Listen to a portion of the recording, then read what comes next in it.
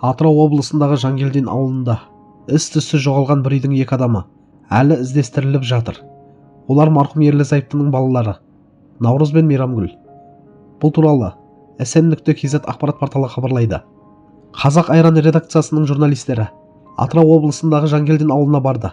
Марқұм Мақсот Қарабалиннің туған қарындасы Әдемі Шылмағамбетова Наурыз Мұханғалиевпен хат алмасуы туралы айтып берді. Арыз жазып не дүрліктіріп жатсыз? Өзімізде проблема аздай. Пайдаларың тимесе де, зияндарыңызды тигізбеңіздерші.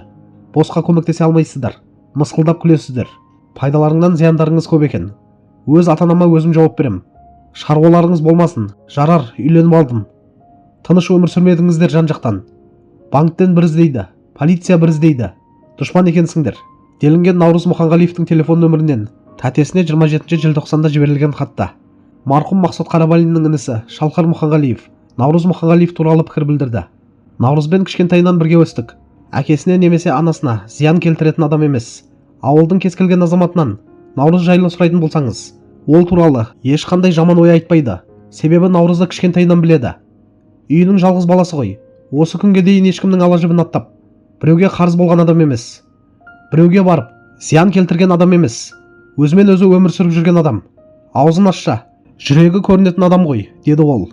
Қадірлі көрермендер, бұл оқиғада ең ауыр нәрсе белгісіздік шығар.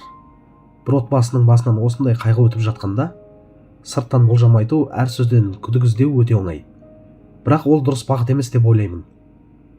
Наурызға қатысты жазылған хабарламаларда сол сәттегі күйзелістен, қысымнан туған эмоциялық сөздер сияқты көрінеді. Адам тығырыққа тірелгенде, жан-жақтан сұрақ көбейгенде, кейде артық сөз айтып қоюы мүмкін.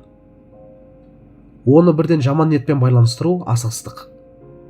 Жақындарының айтқанына қарағанда, Наурыз тыныш, ешкімге зияны жоқ, өзімен өзі жүрген адам болған. Қазір ең бастысы сабыр сақтау.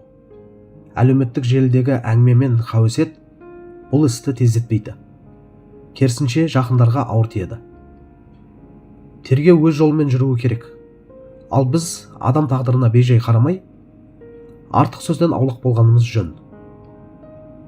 Кез келген ата-ана үшін баласының тағдыры жүрекке салмақ.